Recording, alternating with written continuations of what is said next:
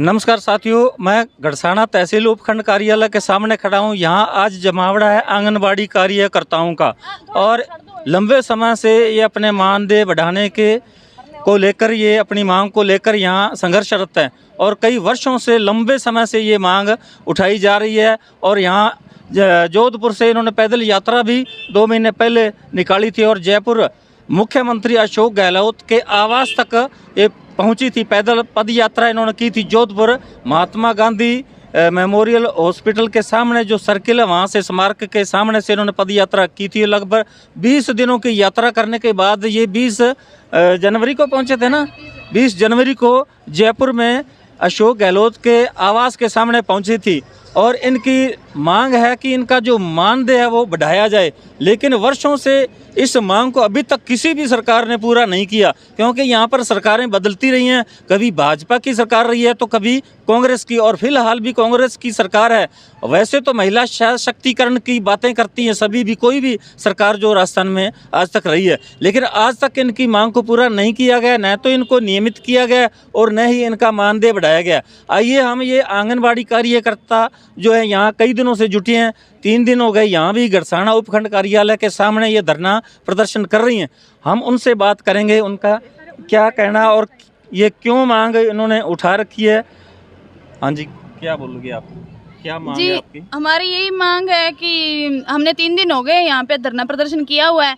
हमारी सरकार से यही मांग है कि हमें नियमित किया जाए पहले तो, और अगर जब तक हमें नियमित नहीं किया जाता तो हमारी जो मानदेय दिया जाता है उस मानदेय पर हर साल हमें 45% बढ़ोतरी दी जाए। अभी जो उन्होंने हमें 15% की मानदेय पर बढ़ोतरी की है तो वो भी पूरी पेमेंट पे नहीं हुई है, वो सिर्फ आधी पे हुई है, 3,960 रुपये पे। और हमें 2 विभागों से, एक केंद्र सरकार से, एक राजस्थान सरकार से अलग अलग पेमेंट दी जाती है, तो वो हमें इकट्ठी मिले। और जो 45 पैसे में सरकार हमें बच्चों का राशन बनाने के लिए कह रही है, तो 45 पैसे में तो एक माचिस की डिब्बी तक नहीं आती है। तो आपका कहने का मतलब है कि जितना हम काम करती हैं, जितनी परिश्रम मेहनत करती हैं आप, उतना आपको मानदेय नहीं दे रही सरकार, यही है ना? हाँ। तो अब कितना रुपए बढ़े हैं आपकी? 585 रुपए बढ़े हैं सर। अच्छा, तो ये तो बहुत कम है। लेकिन आपसे जो है काम, जो अध्यापक लोग हैं स्कूलों के अंदर या अन्य कर्मचारी 8 घंटे का काम करते हैं, 8 घंटे ड्यूटी देते हैं, लेकिन आपके तो बहुत 9 घंटे और उससे भी ज्यादा कहीं घरों में भी जाना पड़ता है।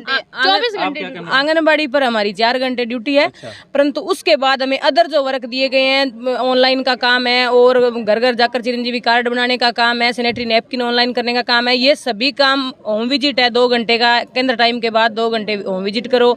ये सब काम केंद्र टाइम के बाद करने के लिए बोला जाता है। यानी काम का बोझ तो बहुत अधिक है, अन्य कर्मचारियों से भी ज्यादा है, लेकिन उनके तो 50-60 हजार रुपए प्रति महीना और हर साल आगे बढ़ोतरी भी होती रहती है। लेकिन कर्मचारी जो काम करते हैं ना, उनसे ज्यादा काम हमसे लिया जाता है। जैसे सर्वे है, टीचर सर्वे करते हैं, उनका तो कुछ होता है ना, हमसे जैसे हर साल सर्वे होती है, सर्वे हम करके देते हैं। गर्भवती दात्री का टीकाकरण, सारा काम हमसे करवाते हैं। चिकित्सा विभाग हमसे काम लेता है, शिक्षा विभाग हमसे काम लेता है, पंचायती विभाग हमसे काम लेता है, और हमारा विभाग तो है ही है। साथियों, जैसा कि आंगनबाड़ी महिला कार्यकर्ता हैं ये जुटी हैं यहाँ और उनका कहना है कि हमसे बहुत ज़्यादा काम लिया जाता है, लेकिन हमें उतना मानदेय नहीं दिया जाता।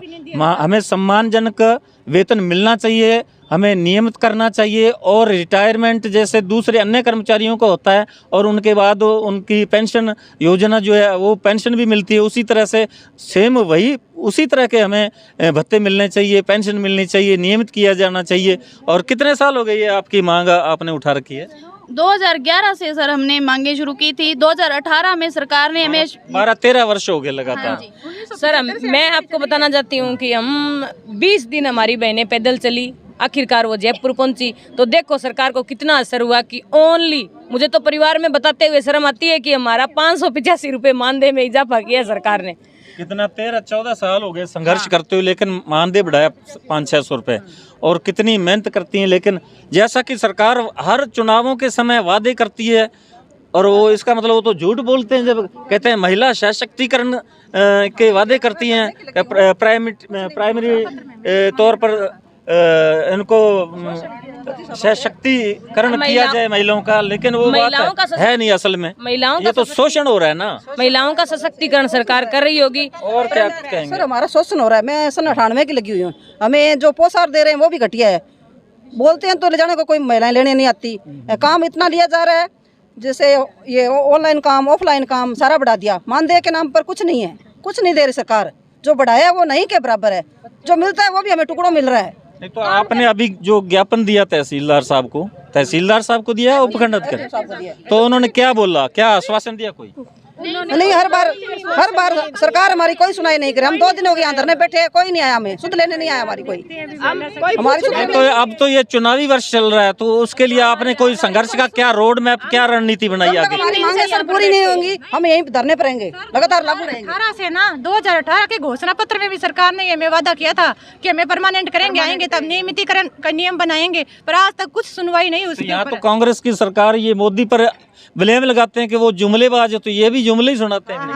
वो आप देख लो, सरकार से जुमलेबाजी करती है। आंगनवाड़ी वर्करों के लिए तो हर सरकार ने कुछ नहीं किया, किसी सरकार ने कुछ नहीं किया सर। सरकार भी कुछ नहीं बढ़ाया हमारा, और ये किसी भी सरकार ने कुछ भी नहीं बढ़ाया है सर हमारा। तो आप लगातार आप धरने पर यहाँ रहेंगी? जी हाँ, जब तक हमें कोई परमानेंट की या कोई अलग मानदेय की या कोई सुनवाई नहीं होती, हम धरने पर रहेंगे। अच्छा, आपके प्रदेशाध्यक्ष मधुबाला शर्मा है, वो कहाँ है? वो हमारे अनूपगढ़ धरना चल रहा है, तहसील लेवल पर, हर जगह तहसील लेवल हर तहसील में, जहाँ भी पूरे आल राजस्थान में चल रहा है जी। आल राजस्थान में चल रहा है तहसील स्तर पर। तो वो वहाँ गए हुए हैं उनकी वहाँ देख रेख करने के लिए, तो वापस आ जाएंगे मधु शर्मा। सरकार खाना बनवा रही है हम लोगों से। अच्छा, ताकि 5 रुपए में तो एक चॉकलेट आती है जो बच्चा खा के संतुष्ट भी नहीं होता, और 45 पैसे में हमारे को कह रहे हैं खाना बनाओ और बच्चों को खिलाओ। क्या सरकार खिलाएगी क्या उनको? खुद मंत्री खिला के देखे बच्चों को।